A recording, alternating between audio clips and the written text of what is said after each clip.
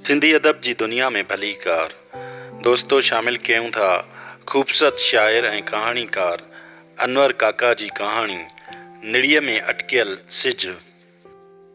इन जा अक्सर ॾींहं कंडनि में बारिशूं तलाश कंदे कंदे किन बेनाव रस्तनि जे वर चढ़ी वेंदा आहिनि जेकी खेसि सिज ॾे वठी वेंदा आहिनि ऐं पोइ सिज वधी अची इन जी निड़ीअ में अटकी पवंदो आहे। तॾहिं इनखे लॻंदो आहे इजा थी संदसि सारे जिस्म जी खल रिझी ठका ॾियो उॾामी वञे। इन में एॾी सघ न हूंदी आहे त हू पंहिंजी खल खे उॾामंदो ॾिसी सघे। उन करे अखियूं पूरे छॾींदो आहे पर वरी हिकदमि खोले छॾींदो आहे छो जो सुंदर सावरियूं शामुनि जो तसवुर हिन जे नेड़नि में अलाए किथां अची हिन जे तनहा हुजण जे अहसास खे वधाए छॾींदो आहे। पोइ हिकु विखरियल नज़म हिन जो पीछो कंदो आहे। हू नज़म खां बचण जी पूरी कोशिश कंदो आहे पर उन खां पंहिंजो पांध आझो न कराए सघंदो आहे। हिकु नज़म लिखण लाइ केॾो न भोगणो पवंदो आहे। सदियुनि जो सफ़र पुलिस रात तां तय करणो पवंदो आहे। सोचनि जे खंडरनि में भटकणो पवंदो आहे। आखेरनि जी वीरानी जा केॾा सुदका ॿुधणा पवंदा आहिनि ऐं वणनि जी पाड़नि में सुतल किन तूफ़ाननि खे जाॻाइणो पवंदो आहे। नज़म लिखण लाइ कंहिंजी मुल्क में हिकु अहिड़ो शहर ॻोल्हणो पवंदो आहे जंहिं में कंहिं बि बेगुनाह खे सज़ा न ईंदी हुजे, केरु कंहिं सां बेवफ़ाई न कंदो हुजे। ऐं हा, नज़म लिखण लाइ छा न करणो पवंदो आहे पर इहो बि सच आहे त नज़म मुकमिल थियण खां पोइ दिलि जी धरतीअ ते चांड्रोकी जी बारिश ख़ुशियुनि जे जाम सां भिनल को रक़्स बि कंदी आहे। जीवन जूं इहे घड़ियूं केॾियूं न यादगार हूंदियूं आहिनि।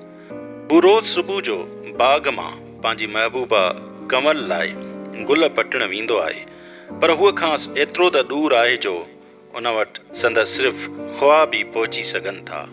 पर हिन त पाण खां ख़्वाबनि ॾिसण जो हक़ बि घणो वक़्तु अॻु में ई फुरे वरितो आहे। हुनखे लॻंदो आहे गुल पटण खां पोइ उन्हनि जी ख़ुशबू आवाज़ बणिजी हुनखे चवंदी आहे, तूं कॾहिं बि कुझु माणे न सघंदे। जंहिं बि सितारे खे पंहिंजो चवंदे इहो टुटी वेंदो, पंहिंजी जाइ तां थिड़ी वेंदो ऐं कंवल कंहिं ॿिए खे थी चाहे, पंहिंजी दुआउनि में बि कंहिं ॿिए खे थी घुरे। हुन जे हसीन अहसासनि जे गुलनि जी ताज़गी कंहिं ॿिए लाइ आहे।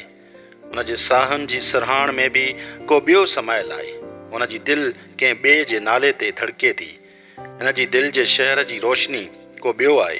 तूं हरगिज़ न पाण खे ख़ुशि फ़हमीअ जी उन ई खोल मां कढी छॾ त उहो तोखे थी चाहे। तूं कॾहिं बि उन जो प्यार माणे न सघंदे। पोइ गुल मुरझाइजी वेंदा आहिनि, आवाज़ गुम थी वेंदो आहे ऐं पोइ हू ॾुख में पंहिंजा कुझु लुड़क मुरझायल गुलनि जी नज़र करे उन्हनि खे कंहिं वहंदड़ गस ते उछले पहिरीं पाण लताड़ींदो आहे।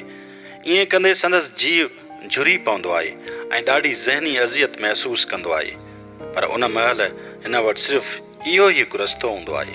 हिनखे यकीन आहे त जे ईअं न करे त हू एॾो भयानक बणिजी वञे जंहिंजो को बि तसवुरु नथो करे सघे। पोइ हू परे खां बि उन्हनि जे चीबाटण जो मंज़र ॾिसंदो आहे। उन मंज़र में बि हिकु नज़म सरजियो पियो हूंदो आहे पर हिन में उनखे लिखण जी सघ न हूंदी आहे।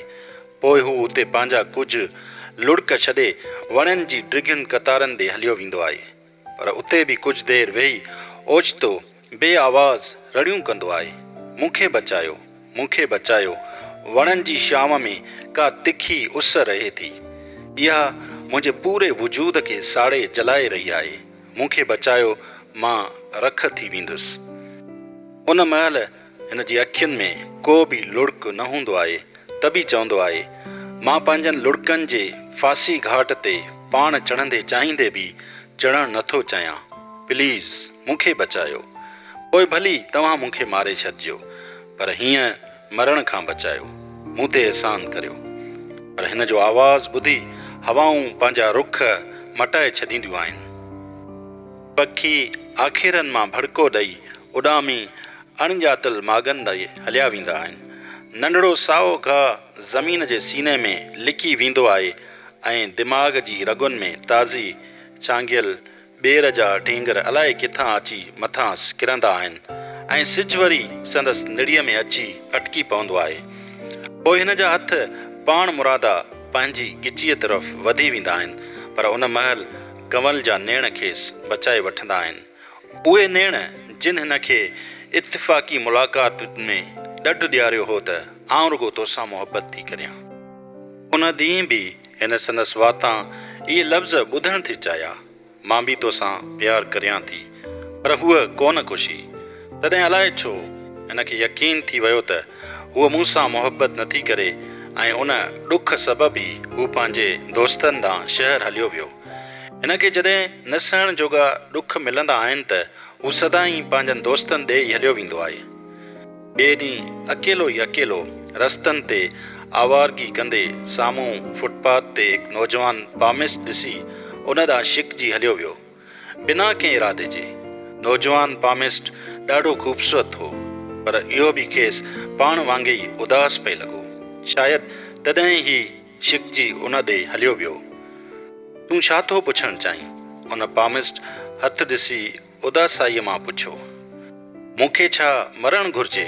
हिन पीड़ा मां पुछो। हिन जे ईअं पुछण ते हू शिरकिजी ख़ामोश थी वियो। ॿीहर पुछियईंसि, यार ॿुधाए न, छा मूंखे मरणु घुरिजे? अलाए, उन हैरानीअ ऐं परेशानीअ मां जवाबु ॾिनो। कुझु पल ख़ामोश रहण खां पोइ वरी हिपकंदे पुछियईं, छा कंवल मूंखे चाहे थी? केरु आहे कंवल? पामिस्ट जे चहिरे ते ॿीहर हैरानीअ जूं रेखाऊं पखिड़िजी वयूं। मुंहिंजी काइनात, मुंहिंजी मुहबत, हुन वराणियो। इहो तूं पाण खां पुछ, पामिस्ट बेवसीअ मां चयो। मूंखे केॾी महिल लॻंदो आहे त हूअ मूंखे चाहे थी ऐं केॾीअ महिल वरी ईअं लॻंदो आहे त आउं ई दुनिया जो इहो वाहिद माण्हू आहियां जंहिंखां हूअ शदीद नफ़रत थी करे। हिन जी अखियुनि में ॻोढ़ा भरिजी आया। नौजवान पामिस्ट मासूमियत मां मुस्कुराईंदे चयो, तूं हुनखे माणणु चाहीं थो? हा, मां हुनखे माणणु चाहियां थो, पर जे न माणे सघियुसि त को घणो ॾुख बि न थींदो, छो जो हूअ मूंखे रुॻो ख़ाली चाहे। इहो अहसासु ई मूं लाइ सभु कुझु आहे।